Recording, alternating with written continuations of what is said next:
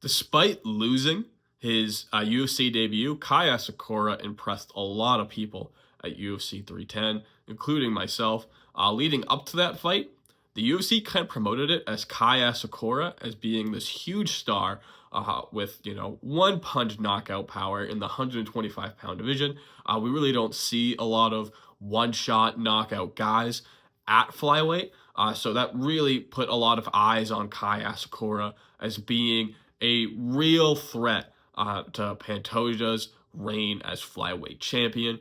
And, UFC fans, they're much more attracted to strikers than they are to grapplers, such as Pantoja. However, Pantoja is really well-rounded. We saw Pantoja outstrike Kai Asakura and was just on a whole nother level.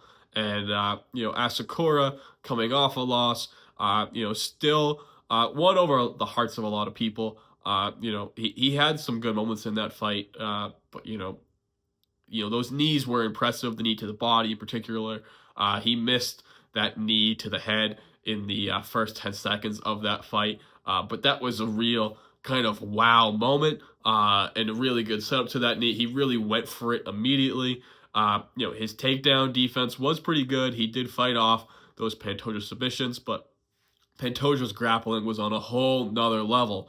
However, Kai Asakura is kind of that star from Japan that the UFC has been craving, and to kind of tap into that market. I think getting a win for Asakura would be huge for the UFC. And I think for the UFC matchmakers, they're going to look at Asakura's next fight to see what's a fight that he could realistically win. As, getting a title shot in his UFC debut, if Asakura won that fight, that would have been incredible. The star would have been born overnight like that for the UFC. But it was unrealistic, if we're being honest, as, Pantoja is clearly the best 125-pound fighter in the world. So for Asakura, I think the UFC got to look at what's a fighter who realistically matches up, well for Asakura. And I think Steve Ercik is a good option coming off a loss. Chael Sonnen talks about how fighters coming off a loss should fight fighters coming off a loss, and fighters coming off wins should fight fighters coming off wins, and that's kind of an unwritten rule. Steve Ercik gave Pantoja a lot of trouble at UFC 301. He ended up losing that fight, as in those late championship rounds, Pantoja just outgraded Ercik. Ercik fought at UFC 305 against Kai Kara-France, and he got knocked out in the first round. But Ercik rose up the ranks pretty quickly, and has established himself as a decent flyweight fighter, ranked in the top 10. Asakura, really has, he doesn't have a win in the UFC, so to get him a win over a top 10 opponent would really go a long way for him. We've seen Ercik get caught now. Asakura clearly has a great, striking ability. He still has great power. We've seen the highlights from his time over in Rizin. He was a champion there. Yuri Prohaska was probably the other huge fighter that the UFC has had come over from Rizin to the UFC and, establish some success. We know how much of a problem Yuri Prohaska can be with his striking ability. So Asakura and Ercik is a really interesting matchup. And I think that's kind of a good win that Asakura could get. Obviously, can't count on Ercik in that fight. Ercik's a really, really big 125-pounder, and he's really still a solid fighter. We saw how much trouble he gave Pantoja. I think that's a good matchup, and get Asakura a win in the top 10. If the UFC want to be a bit bolder, they could try to find someone in the top 5 for him.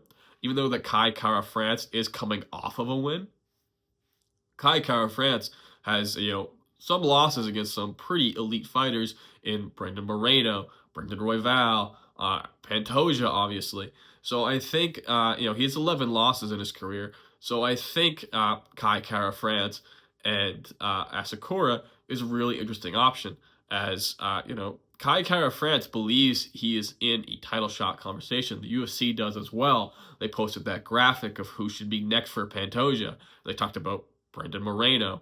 Pantoja's defeated him 3 times. Brendan Royval, Pantoja's defeated him twice. His first title defense was against Royval.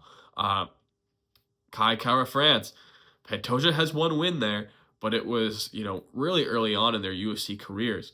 So I think coming off that win, Kai Kara-France believes, hey, I'm a guy here who could be an interesting option for Pantoja when there's really no interesting options for a Pantoja. But the reality is that Kai Kara-France has lost 2 of his last 3 fights still, even though his most recent one was a win. So is Kai Kara-France really that deserving of a title shot after losing 2 of his last 3? I think maybe a win over Kai Asakura could go a long way in, moving him forward closer to another title shot. And if a win for Kai Asakura over a top 5 fighter, that's huge.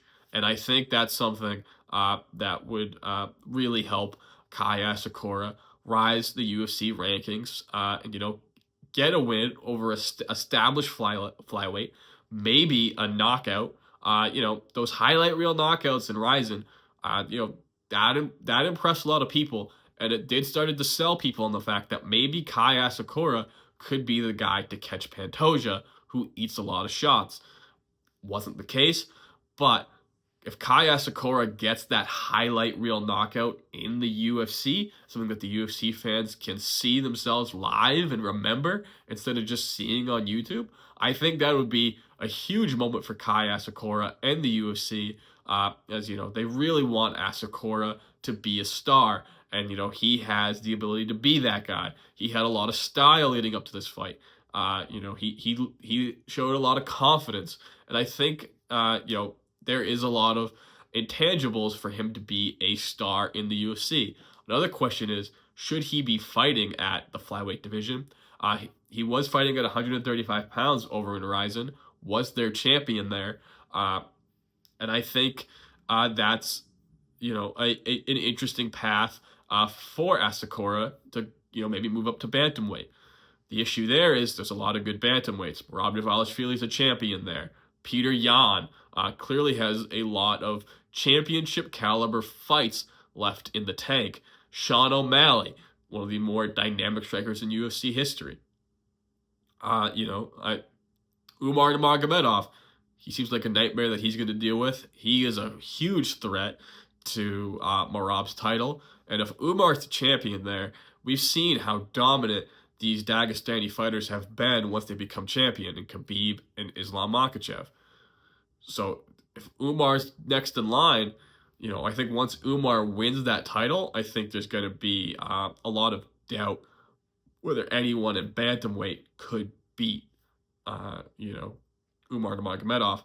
And I think that division is just so stacked, and that flyweight division needs fighters. So I think it's going to be really important for Kai Asakura to stay at flyweight if he can continue to make that weight to really, become that star that the UFC hopes he can be.